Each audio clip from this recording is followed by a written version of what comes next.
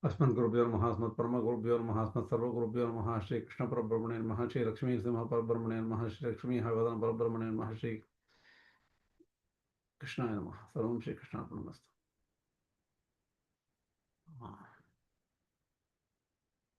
Let me come to the next question we have. I'll try to figure out.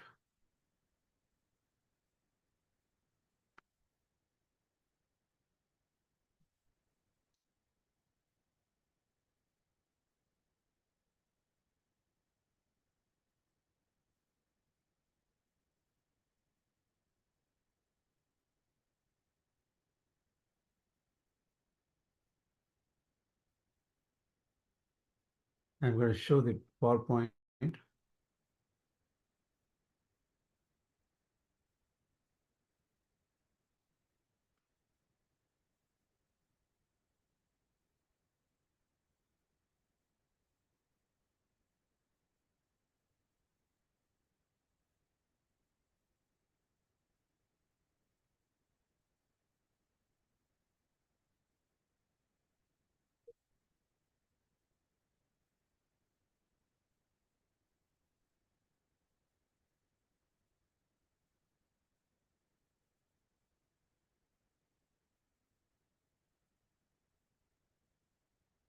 Can you see my screen? Can you hear me? Yes, we can. Yes. Okay. Okay. So thing is, this question I think was asked by Koilaji. The question is regarding Shvetashvatara Upanishad. It says, Nishkalam, Nishkriyam, Shantam, Niravadyam, Niranjanam, Amritasya Param Setum, Dagdhendanam, Ivanalam. That is the verse of 619. And he has written this. I'm just going to read what he has written. Brahman is without parts, without action, tranquil, faultless, taintless, the supreme bridge to immortality, like a fire that has consumed its fuel. Prashna, his question. Given that Vishishtadvaita accepts Brahma Parinamavada, where Brahman is in his causal state, transforms into effect state, the universe, how can Ishvara, the Śarīri, remain Nirvikāra, changeless, when his Śarīra, body, composed of Chit and Achit, undergoes real parinama or transformation? So that is the question. Specifically, if Vikara pertains only to the Śarīra, does the changing nature of Śarīra not employ a change in Vishishtadvaita Brahman as qualified by his body, particularly as Adhara, support, Niyanta, and controller? Okay. I want you to think about this. Good question. I don't know if Koilaji is attending today. I don't think he is attending.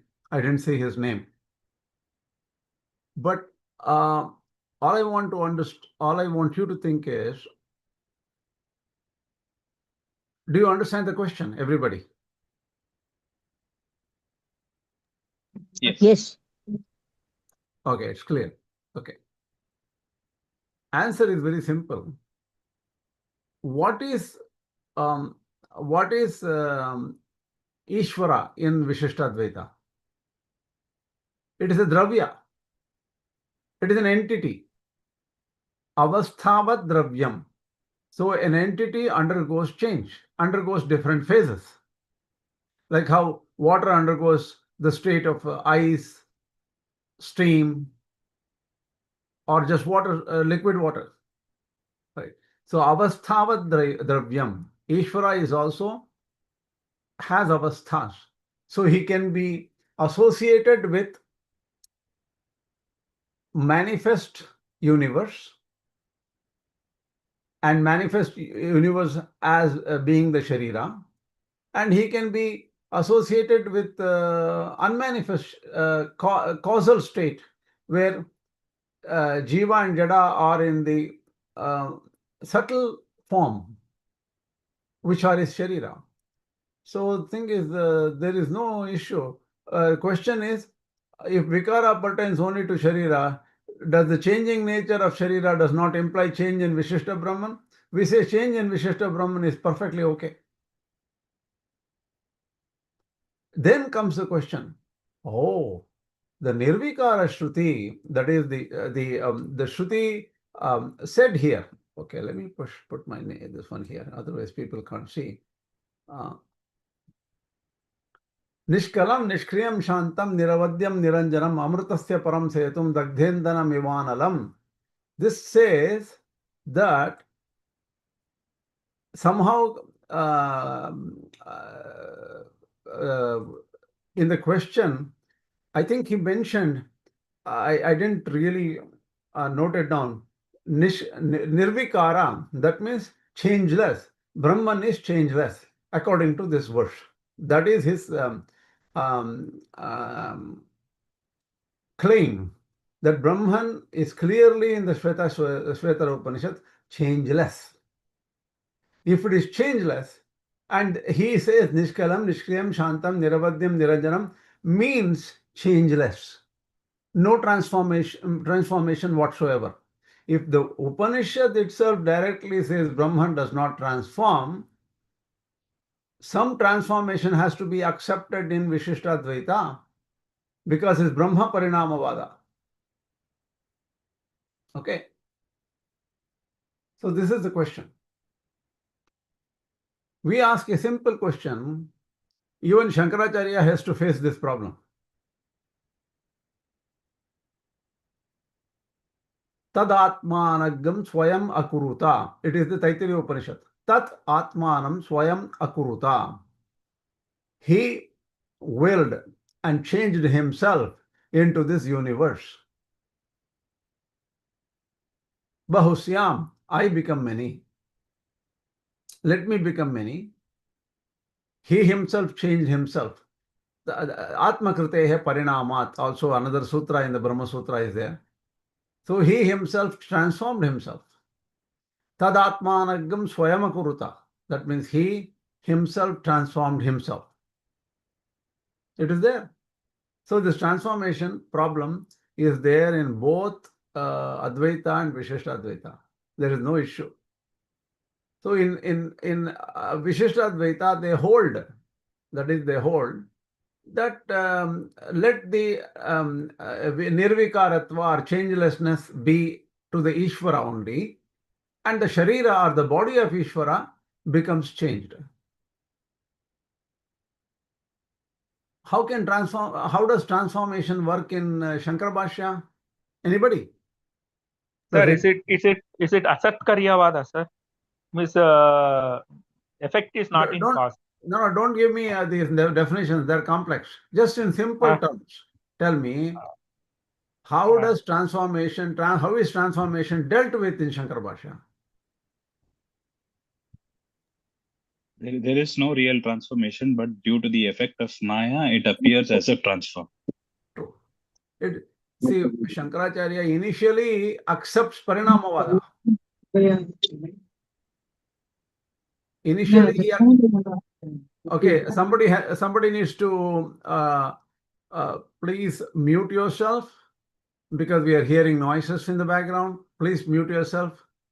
I don't know who should be muted. You figure it out.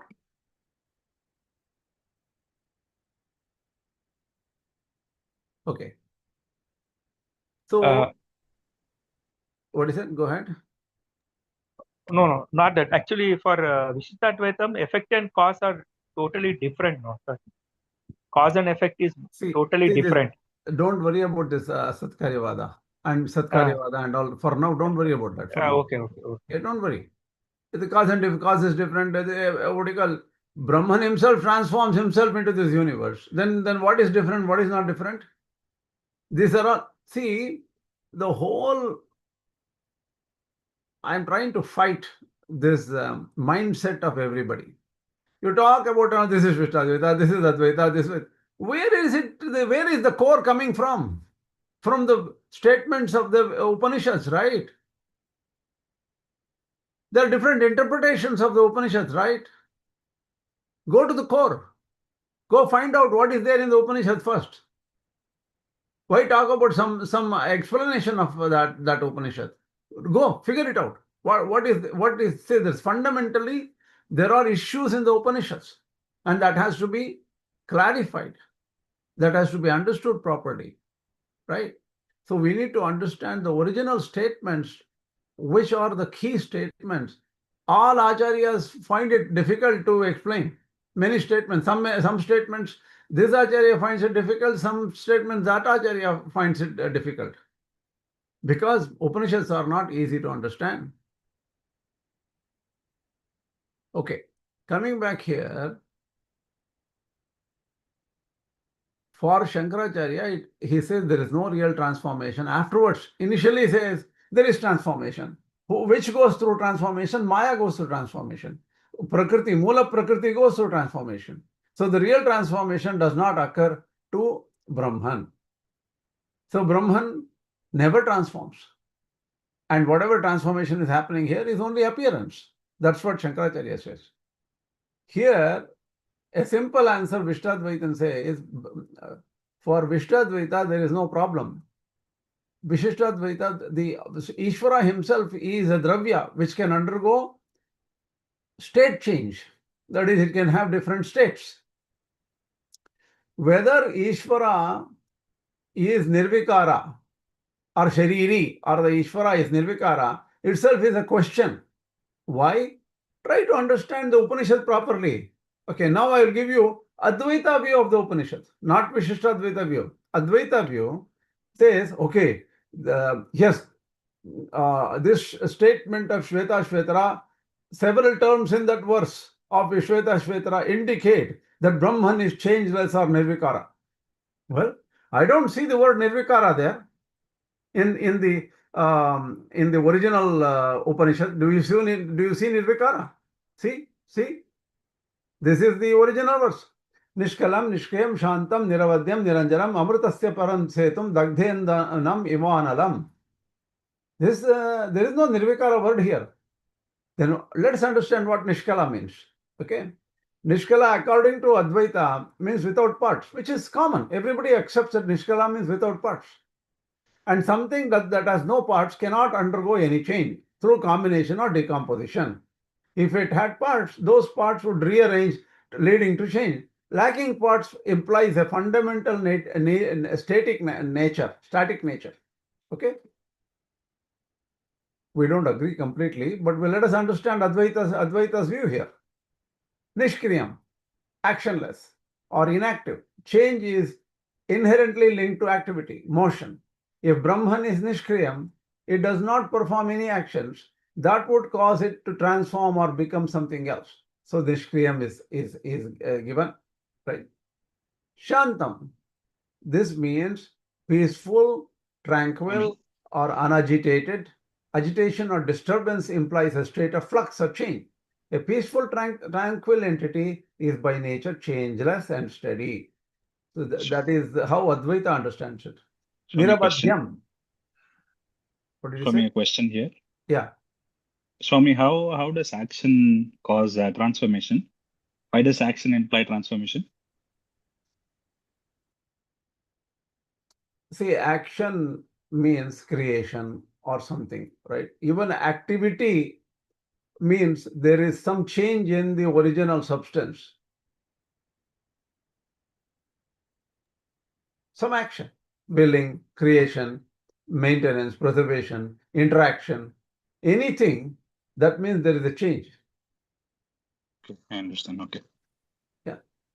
So, Shantam means peaceful. Now we go Niravadyam.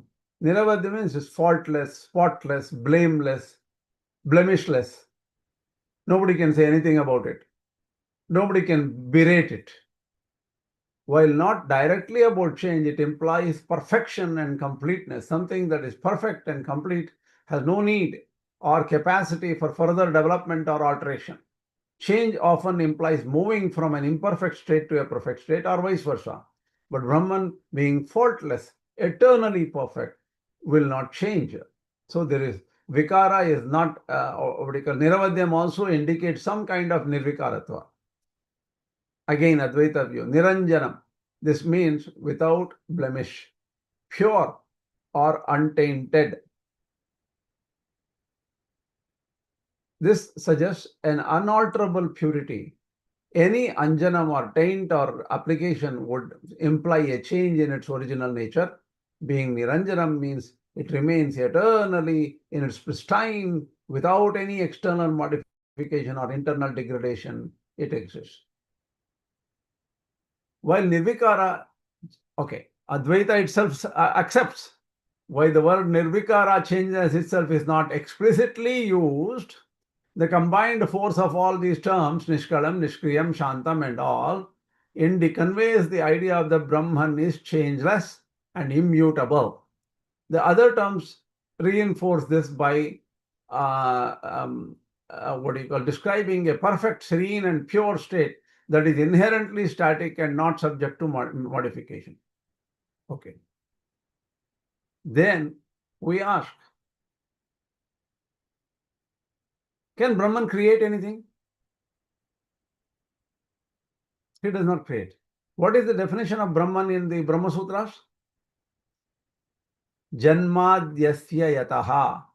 Who does the three activities of creation, preservation and dissolution? That is the definition of Brahman. If he is Nirvikāra, how can he do any of these activities?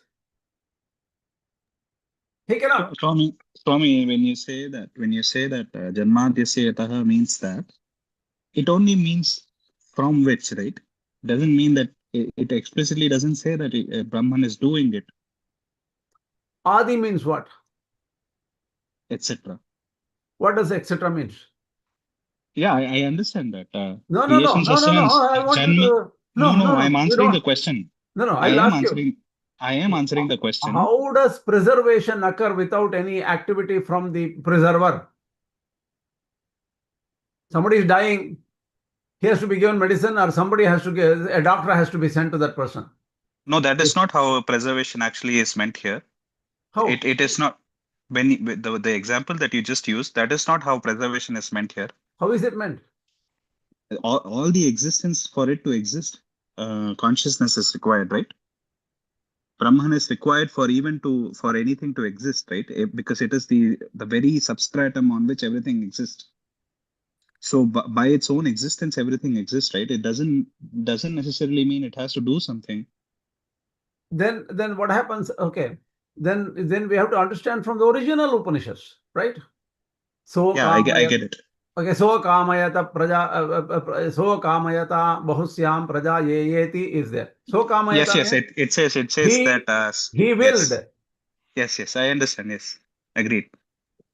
Swami, for Vishishtadvaita, this Janmasarya Adhikara is acceptable. For Advaita, how they give this viewpoint? Can you explain? In Janmadyasya creation, preservation, and this one in Advaita, what they say is it is Tatastha Lakshana. It is not the Lakshana of Brahman, according to Advaitins. It is, what is Tatastha Lakshana means, the definition of, let us give you an example here. We say, Shakha Chandranyaya. That means a little kid is there, and the kid's, an elder person is nearby, and kid is asking, where is the moon? I cannot see the moon in the night. And then the father shows, or the person there shows, look at the tree, and there are 7 branches. Look at the 5th branch there, which is going there, and that branch has number of leaves and things like that. Look at the leaves. Behind that particular leaf is Chandra. You can see a little bit of Chandra here. You can see, right? Behind that leaf is Chandra, or something he says. So all the descriptions of the tree is there. There are 7 branches, and the 5th branch has so many leaves or something, and that particular leaf behind it, that is where Chandra is. All the descriptions are only referring to the tree, not the moon. Finally, it comes to the moon, right? So the creation, preservation and dissolution, all this description is for Saguna Brahman, which is not actually Brahman. And it is only an adjunct. It is just a Māyā. It is something different. And Nirguna Brahman is the true Brahman. That is the way Advaita understands. But the thing is, see, sutras are very complicated. You can make any meaning out of sutras. That is why sutras are not very coherent. You can easily, Madhvacharya does a totally different meaning in many, many ways. So these three āchāryas disagree like nobody's business in interpretation of the sutras. Okay, so that's how they hope you understand how Advaita understands this, right? Hope I have answered your question. So coming back here, even in the there is no Nirvikāra word here. That's you need to understand. And we will look at Nishkala, Nishkriya, Shāntam. See, first we question. This is just by taking one statement, Tattvamasi, Aham Brahmasmi. Don't do your meaning like there. Look at the entire context. Then get your meaning. Yes, Sarvajnaha, Sarvavite. It said in the same Shveta, what do you call Shvetashvatara Upanishad, who is all knowing. Sajalavan Ishate Ishani Bihi, it says. He is the holder of the rope and he controls everything. That's action. Nishkriya, Nirvikāra. How can the Nishkriya does it? And another thing is, how can the Nirvikāra do a what do you call willing? Suppose he wills, there is a change of state in his mind, or if God has a mind, okay, or God has direct jnana. There is a change of state. Now I will create. Now I will protect. Now I will dissolve. How then, what does this Nishkala, Nishkriya, Shanta, Niravadya, Niranjanam should mean? So you have to take the total meaning in place. If you just take one single word, single thing like Nishkala, Nishkriya, we will figure out how to understand it. Okay? Even, see, this is a major problem in Advaita. Some people say Shvetashvatara Upanishad Bhashya was written by Shankaracharya. Some people say it is actually Nilakanta Shivacharya's Bhashya, wrongly ascribed as Shankara Bhashya. Or some other later Shankaracharya wrote this Shvetashvatara Bhashya, and that became known as Shankara Bhashya. So there is a misunderstanding among Advaitins, but we can say even here, Evam Nirvikaratva is not said in this Bhashya, which is supposed to be Shankara Bhashya. Evam tat srishtya yallaksham swarupam darshitam athaidanam tat swarupena darshayati nishkalam. See, initially Srishti and all was said. That is taken as this Saguna Brahman and Nirguna Brahma. And Nirguna Brahma is the Swarupa. So, Kala, Avaya, Nirgata, Yasmat, Nishkalam, there is no parts. Nishkriyam, Swamahima Pratishtam, Kutastam, Ityartaha. Nishkriyam means he never said there is no action. It is established in itself. Shantam, Upasamhrita Sarva Vikaram. Upasamhrita Sarva Vikaram means all the Vikaras or transformations have died down. Niravadhyam, Agarhaniyam. You cannot pull down Brahman, is exquisite and fantastic personality, fantastic entity. Niranjanam, Nirlepam, no blemish. Amritasya, Amritatvasya, Mokshasya, Praptaye Setuhu. It is the bridge to attain moksha. Samsara Mahodadher, Uttaropayatvam, Amritasya Param Setum, Dagdha Indanamiva, Dedipyamanam, Jata Jatayamanam. Dedipyamanam, it says. Dedipyamanam becomes resplendent. Resplendent becomes adjective attribute. What will you do with attribute here? It is attributeless. How do you say? So what happens is, there is complexity here. And even here, Nirvikāra is never directly mentioned even in the Bhashya. Okay. Now, what Varadacharya Kesvi Swami says, there is no statement in the Upanishad which says Brahman is Nirvikāra. That is true. Now we say, so kamayata. He in the Taittiriya Upanishad answered this question. He thought, so kamayata, bahusyam, I will become many. And Satapo Tapyata, he did meditation. Oh, that is not Vikara? He initially didn't do meditation. What is this Vikara? What Shankaracharya says is, he just basically says, if you say any kind of creation, preservation or something, assign it to Saguna Brahman. If there is Nishkala, Shanta, Nirguna and all those things, assign it to Nirguna Brahman. So he separates it out. That's all. Okay. And so the original Śvetashvatara Upanishad did not talk about Nishkriya. Then how do you understand this? The same thing in the where like Dr. Anantangacharya's book Rangaramanuja Bhashya. This is the Rangaramanuja Bhashya. When people become capable of folding Akasha like a sheet of skin, then only will there be an end to all sorrow without knowing the Lord. This is about knowing the Lord. Yada charmavadakash, the next verse you need to understand the context. If you are able to fold the entire space into a small sheet, then tada devam avijñāya dukkhasyanto bhavishyati. Then without knowing God, you will there will be end of sorrow.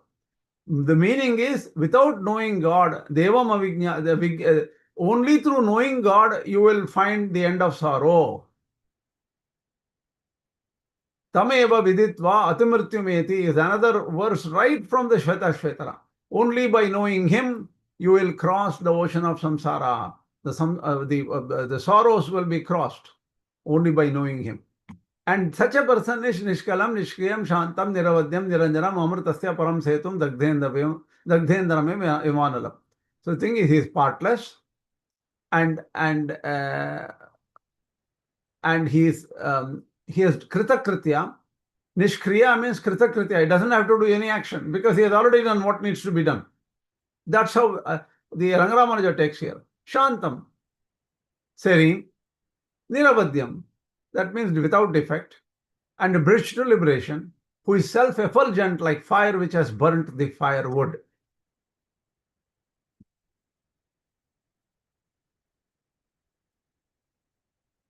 So, what this means is, there is a way to differently understand this. And coming back to Nirvikāra, right? When the flower blooms, would you call it Vikara? From a bud, the flower blooms. You say it is Vikasa. It is like something positive. Vikasa means it is blooming. When the flower, gets burnt by sun's heat and other things like that, dries up and falls off or something like that, then it is Vikara. Oh, it is something negative. So the Vikara word or Vikasa is from the perspective of somebody who is bound to matter. Our view will say that this is Vikasa and this is Vikara. This is blooming. This is destruction. It's our view. That does not affect Brahman. Brahman can undergo changes of state, which is included and supported in the Upanishads. All over the place, Brahman's activity is explained.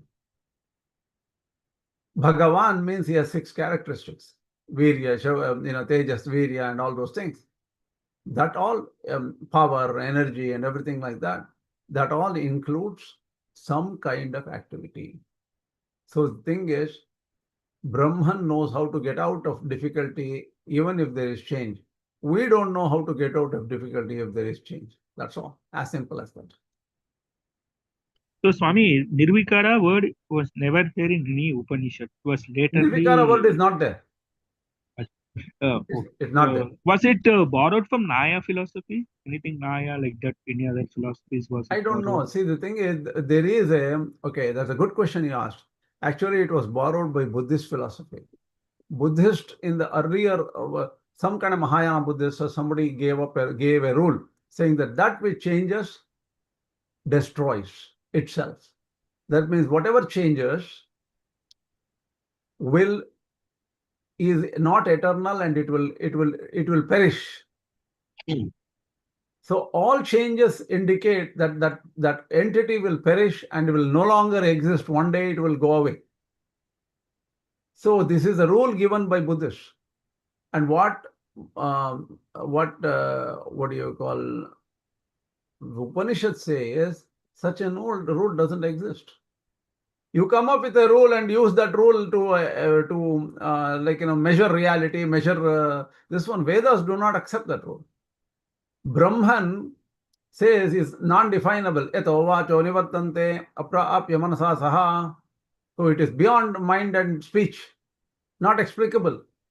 Then how can you compare it with a physical entity? Oh, it doesn't move, it has parts. It's all physical entities. You're comparing spiritual entity with a physical entity, and you're taking credit for your intelligence in such a process. The spiritual entity is unthinkable. It is beyond words, beyond explanation. Even the Vedas, Advaitins agree that you can only point to Vedas, point to Brahman. Brahman cannot be explained.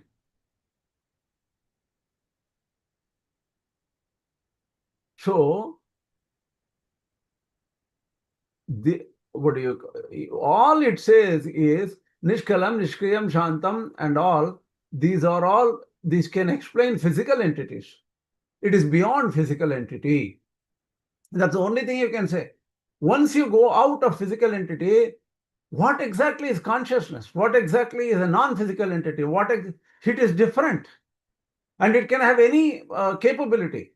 Somebody said, I tell you who said it, somebody not in our group. Some other person said, form is a limitation. So there is a Archamurti or a temple form. Ishvara is sitting in Tirupati. Ranganatha is sleeping in Srirangam. Anantashenam Swami is sleeping in Tiruvananthapuram. These are all forms. And form means limitation. Okay? Form is limitation only. That is only for the purposes of accessibility to a devotee. Because a devotee cannot think of something formless. So form is Vigrahantu alpabuddhinam. There is also this statement. See, that seems like a very negative statement coming from somebody who thinks that he is beyond alpabuddhi. Even meditation is on a form. Is a meditator alpabuddhi? The word alpabuddhi it can be taken negatively or just as, okay, alpabuddhi means, okay, small mind. Or somebody say alpabuddhi means, இது ஒரு அல்பம் அப்படின்னு தமிழ்ல சொல்றான். அல்பம்னா uneducated, blockhead. So alpabuddhi நாமனா கேர்ஃபுல்லா பார்த்துக்கணும் அதை. எல்லாருக்கும் புத்தி கம்மிதான். No, to fix your concentration, to start with, we are all alpabuddhists. No. So to start with concentration, we have to fix it up. We have to start with a vigraha like that. True. It's told by Vivekananda. It can be told by anybody. But the thing is, that term, what you call, vigraham alpabuddhinam, you can take it. It is everybody starts meditation only like that. That doesn't mean that you are capable of doing. Once I start, after 2 days, I became Mahabuddhi. Somebody has to give you. In meditation, in the Bhagavad Gita, fundamentals of Bhagavad Gita, let Swami Vivekananda check it out too. What does it say? Even to control your mind, you will be unable to do. I have to help you. Yukta Asita Matparaha, 2nd chapter. Sthita Prajna area.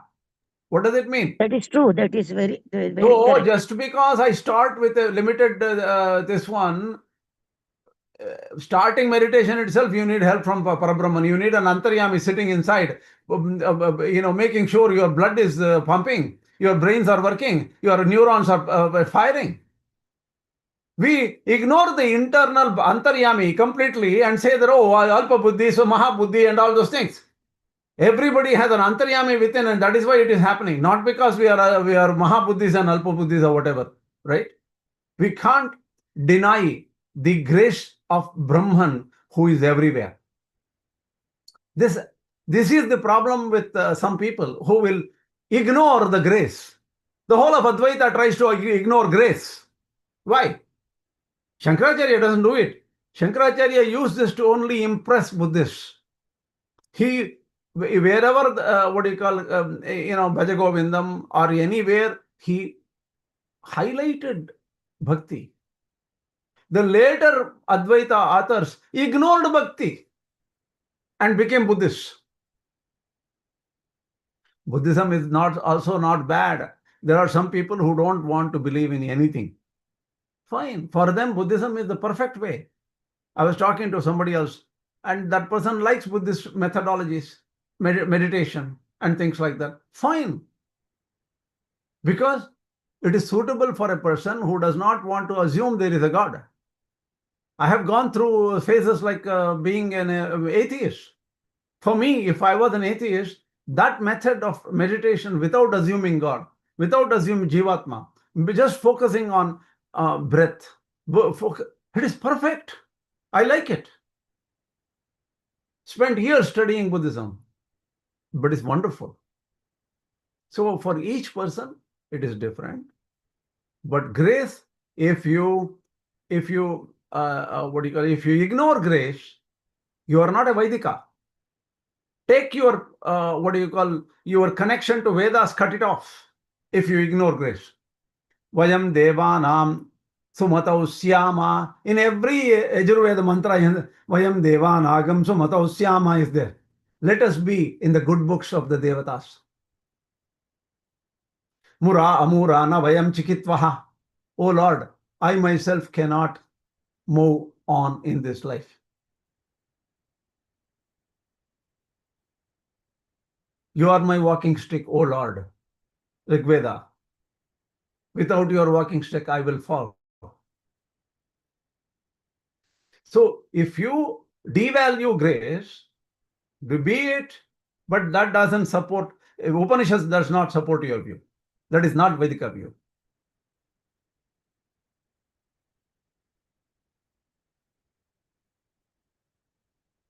Vivekananda Swami highlighted Advaita and Nirguna Brahmavada. Okay, being a devout student of Ramakrishna Paramahamsa, who was a devout devotee of Ma Kali. He was a devotee.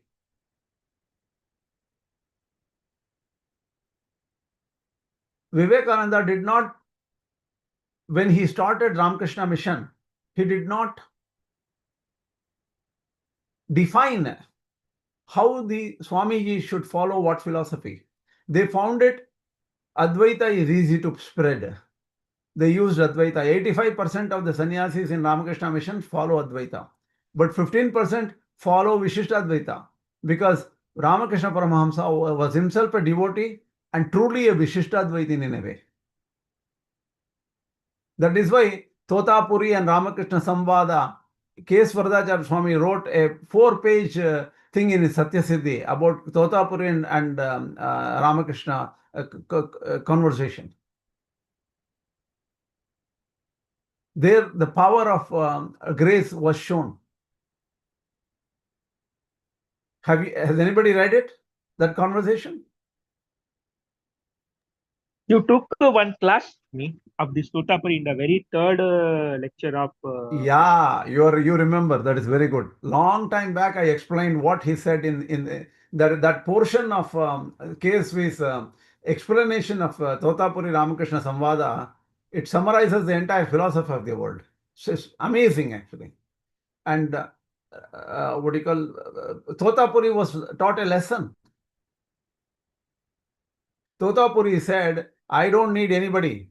I will, at the end, he said, he gets some stomach problems, dysentery, some disease he gets, right? And the disease doesn't go away. For months and months, he uses so many medicines. And Totapuri cannot, get rid of the disease. Then Totapuri says, I will win over the body. I am Brahman. Body cannot contain me. So, is body causing the problem? I'm going to get rid of the body. I will commit suicide. I will walk into Ganges. He walked into Ganges. Ganges was shallow that day. And he did not even drown. Then Ramakrishna, he was reminded, because Ma Kali came from the other end of that river. He blessed and saying that, look, you won't be able to get rid of your body, because body is Māyā. Māyā is Ma Kali. You need grace. And Ramakrishna Paramahamsa taught you what grace is. That is the message of the Totapuri Ramakrishna Samvada there. So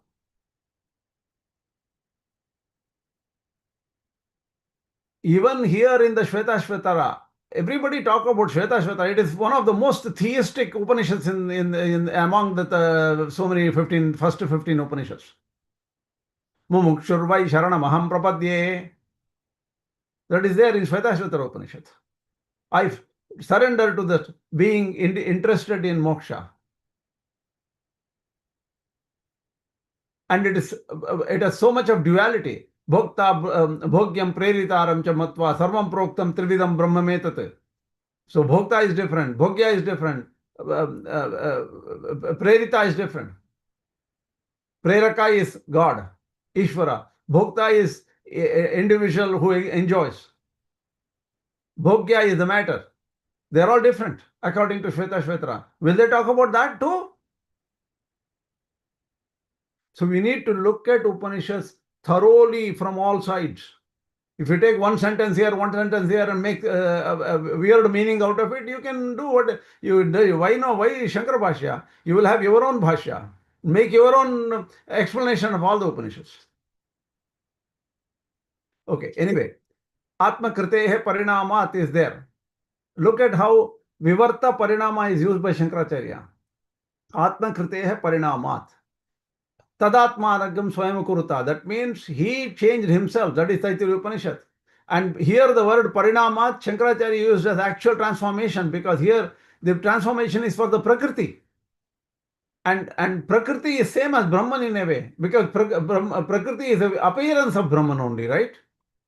So this is a complex sutra. One more thing is, these questions are easy to ask. Going through how it is interconnected, it takes a lot of a lot of work.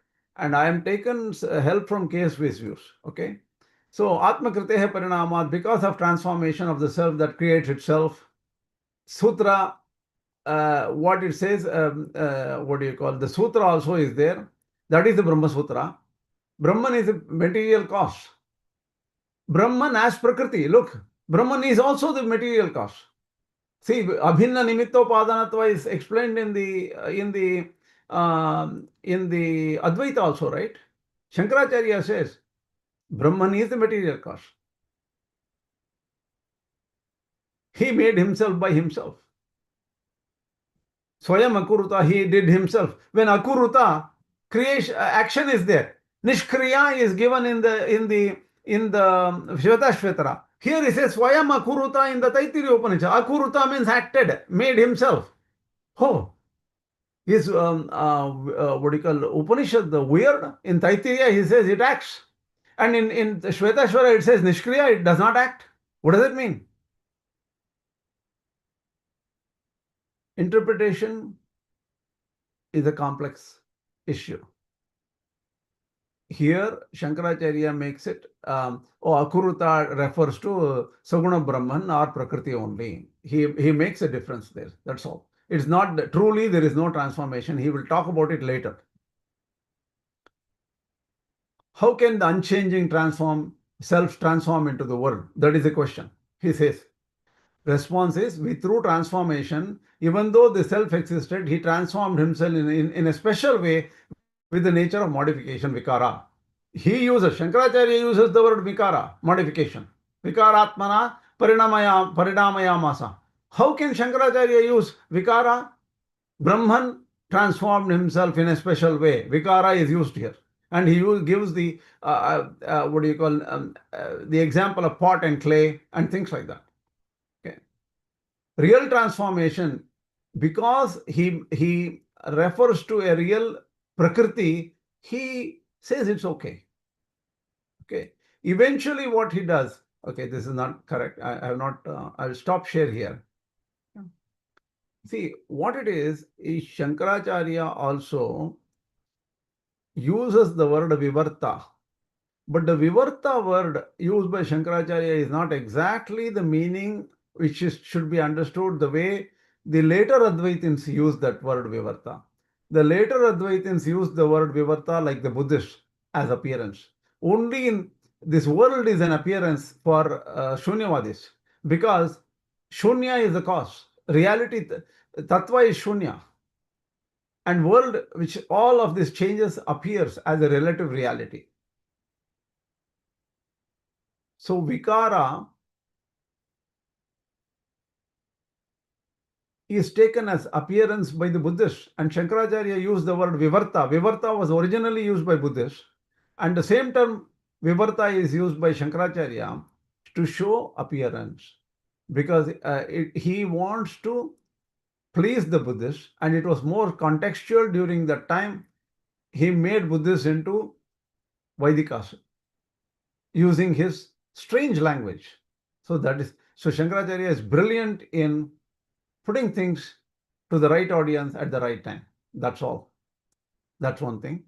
Another thing is, if there is Vikara for Brahman by grace, grace becomes Vikara.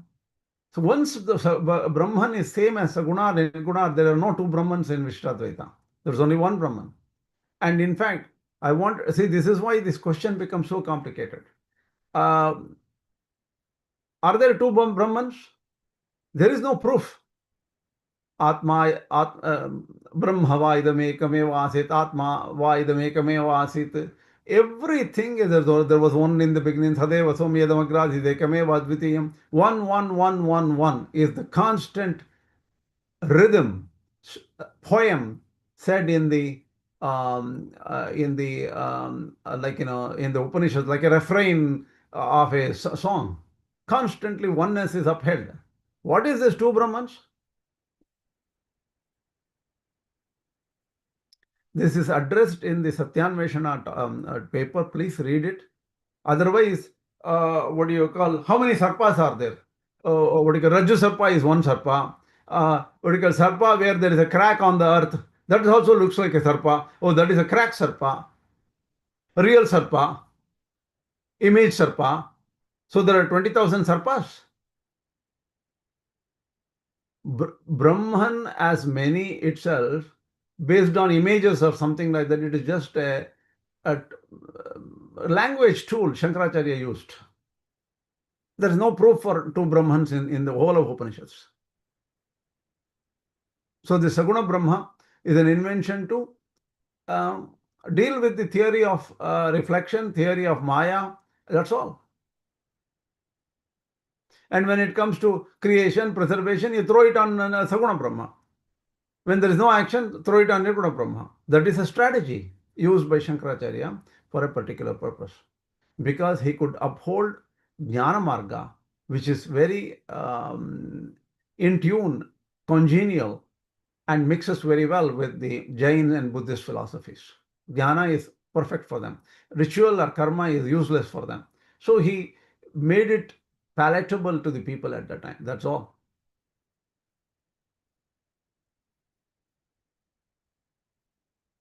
By the way, the modern Advaitis are forgetting big time.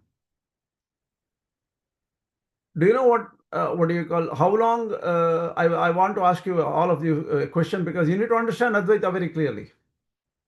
How long does a person need to be devoted to Ishvara in Advaita? How long do you have to go to temples? You have to do yajna, agnikarya, and all those things. And also, what do you call, devote yourself to Ishvara. How long in Advaita? Anyone? Yes, sir. Actually, as per my view, Advaita, till the Chitta Shuddhi you should be devoted. Once you get that this one, then you won't require to go. You can just be engrossed in that Brahma. There is a small problem with it. You are coming close, but it is not complete. Anybody else?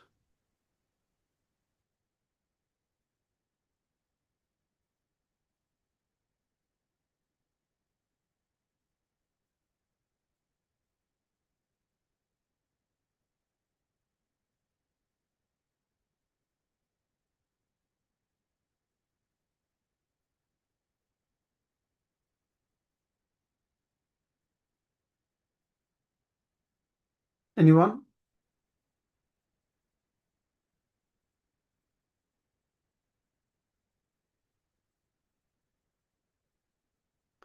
I hear silence.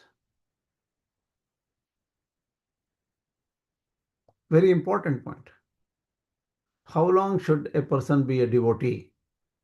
How long somebody should bend their head in front of a vigraha or devote, do archana, go to temples, pray? How long?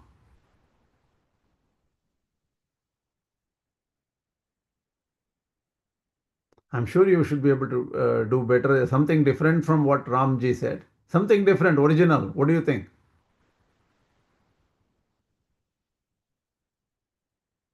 Till you realize. What does it mean? Once you realize, what I mean is, once you get into a state and you feel, like those things are not there and not required, and then the whole purpose is to have the happiness, right? Like the never-ending happiness. So once you, these are all means to get to that never-ending happiness. We are talking about Advaita here. Okay, you need to fix your borders to Advaita and say, talk only from Advaita perspective. How long do you have to pray, go to temples, meditate, serve Ishvara in Advaita? Chitta-shuddhi is you get Chitta-shuddhi, but how long? No, it's like almost until you can directly grasp. You can get aproksha jnana. Aproksha jnana means what? Well, unless you can directly realize Brahman. Directly realize Brahman means what? Through Mahavakya, sir. Through fine Mahavakya. Then what is direct realization?